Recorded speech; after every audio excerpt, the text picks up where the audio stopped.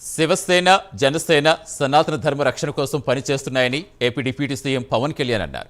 మహారాష్ట్రలో ఎన్డీఏ తరపున డెగ్లూర్ ఎన్నికల ప్రచార సభలో పాల్గొన్న పవన్ బాల్ ఠాక్రే సనాతన ధర్మం కోసం కృషి చేశారని కొనియాడారు.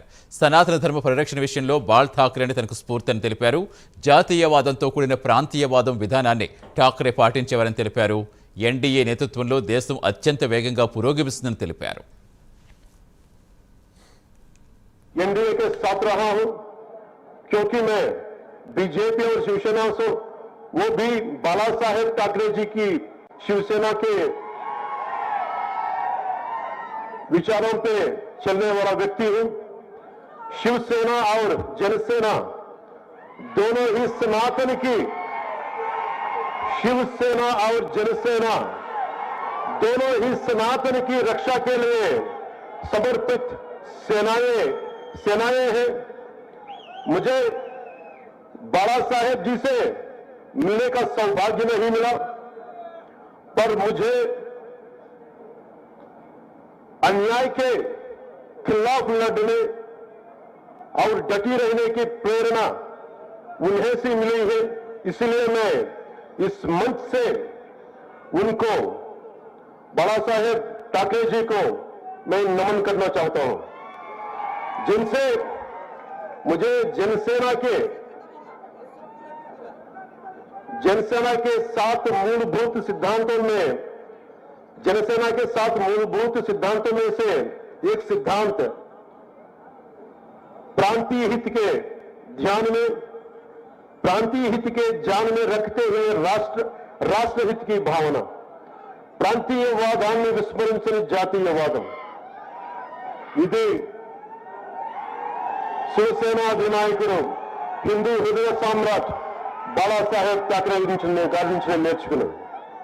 కశ్మీర్ కనిపిస్తుంది, దివ్య రామ మందిరంతో అలంకరించబడిన అయోధ్య కనిపిస్తుంది, ప్రపంచ పటంపై రెపరెపలాడుతున్న తిరంగా కనిపిస్తుంది, దేశం నలుమూలలను కలిపే రహదారులు కనిపిస్తున్నాయి, పల్లె పల్లెకు విస్తరించిన రోడ్లు కనిపిస్తున్నాయి. గడిచిన 10 ఏళ్లలో ఎన్డీఏ ప్రభుత్వం 25 కోట్ల భారతీయులను పేదరికం నుండి విముక్తి చేసింది. 4 కోట్ల రైతులకు పంట బీమా అందించింది. పీఎం కిసాన్ ద్వారా 12 కోట్ల మందికి లబ్ధి చేకూరింది. అలాగే ముద్రా యోజన ద్వారా దాదాపు 30 కోట్ల మంది ఆడబిడ్డలకు చేయూతనిచ్చింది. గత 10 ఏళ్లలో highway man of India Nitin Gadkari గారు మన దేశానికి దాదాపు 11,000 కిలోమీటర్ల రహదారులు అందించారు. మహారాష్ట్రలోనే నాగ్పూర్ నుండి తానే వరకు 701 కిలోమీటర్ల సమృద్ధి మహామార్గం నిర్మించారు. ఇది మహారాష్ట్ర నవనిర్మాణంలో కీలక ఘట్టం. 2028 లోపు మహారాష్ట్రను 1,00,000 కోట్ల ఆర్థిక వ్యవస్థగా తీర్చిదిద్దేందుకు ఇలాంటి ఇంకెన్నో గొప్ప అభివృద్ధి కార్యక్రమాలు చేపడుతున్నారు. మీరు నిజంగా ఒక్కసారి మీరు ఎంత నిద్రాణమైన శక్తి ఉందంటే, మీరు బయటికి వస్తే మహామహులు పెట్టుకుని ఈ దేశాన్ని విచ్ఛిన్నం చేద్దామని హైదరాబాద్ నుంచి వచ్చే 15 నిమిషాలు ఇవ్వండి, హమ్కో 15 మినిట్ డీజే, అలాంటి వాళ్ళందరికీ కూడా వాళ్ళు హైదరాబాద్ నుంచి వచ్చి, ఓల్డ్ సిటీ నుంచి వచ్చి ఇక్కడ చెప్తా ఉంటారు కథలు. చాలా మంది ఫారెన్ డిగ్నేటరీస్ వచ్చి నన్ను అడిగారు, ఈ దేశంలో మైనారిటీలు బాధపడుతున్నారు, భయపడుతున్నారు నరేంద్ర మోదీ గారి నాయకత్వంలో, భారతీయ జనతా పార్టీ నాయకత్వం అంటే.